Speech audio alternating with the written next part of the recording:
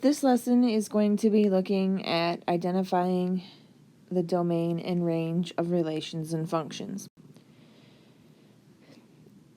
Just as a reminder, the input is what you put into a function. We also know that the input value is x.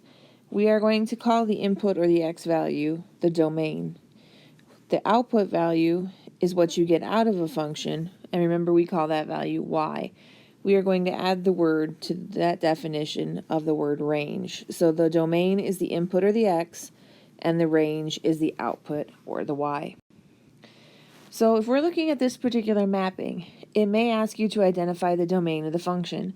That is just the list of the inputs. So the domain of my function is 2, 3, 4, and 7. The range of my function is a list of my outputs. So 1, 2, 3, and 6. Sometimes you will also be asked to identify the rule of the function, or what is happening to the input to get to the output. So if you're looking at these particular inputs and their corresponding outputs, you can see that they are one less each time. So my function rule is n, or any variable really, minus 1, because I'm taking away the value of the input minus 1. Sometimes you might be able to ask to identify the input or the output, or in other words, the domain and the range from the grid. So you'd first have to be able to identify the points that are on your graph. So this point here, the top, is 1, 4, because remember, when you write an ordered pair, it's the parentheses x, comma, y, the other parenthesis.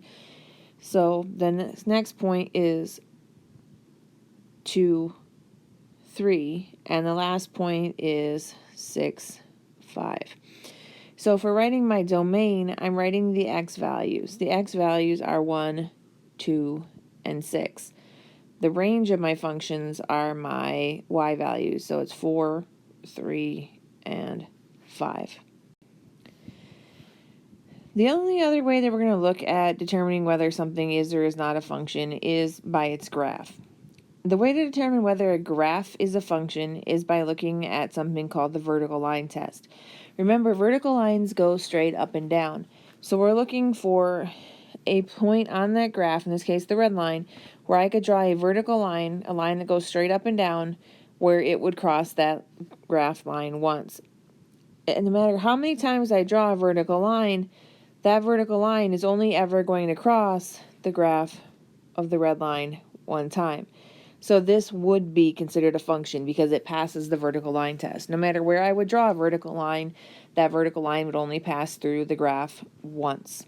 If it passes through more than once, it is not considered a function. So, looking at these examples, you're given 4 relations and you have to identify which ones are functions. The first one is not a function because, the first one is a function because I could draw a vertical line anywhere on that graph and it would only go through one point at a time. The second relation is a function because I can only draw a vertical line anywhere on that graph and it's only going to go through once. Relation 3 and relation 4, however, are not functions because I could draw a vertical line through those graphs and it would cross more than one time. So, in summary with functions, in order to be a function, the input cannot repeat. And I'm going to add there with a different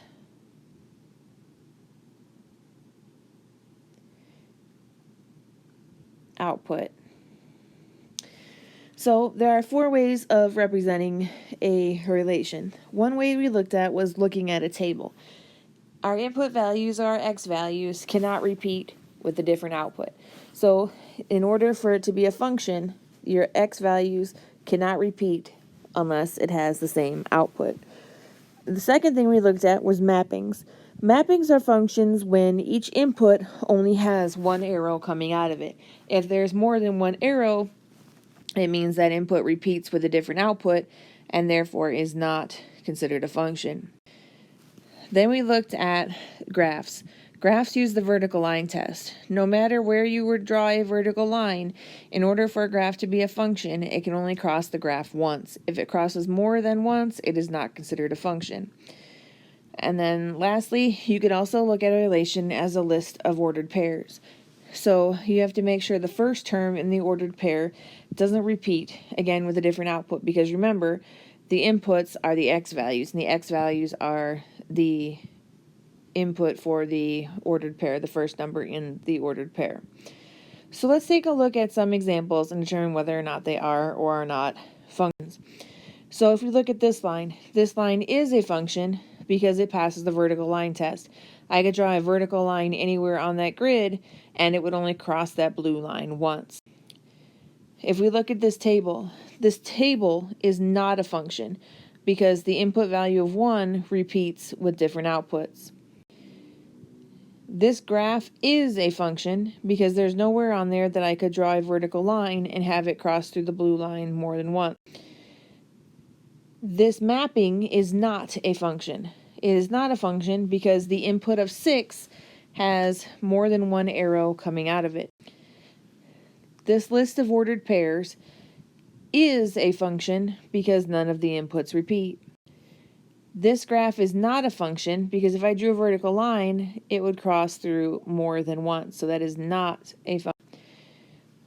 This table is a function because the ordered pairs or the inputs in the ordered pairs do not repeat.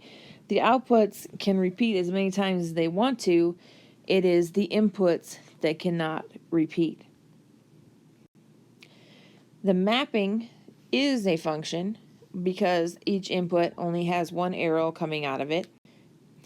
The graph also is a function because there's nowhere I could draw a vertical line where it would pass through the graph more than once. The list of ordered pairs is not a function because the x value repeats with different outputs.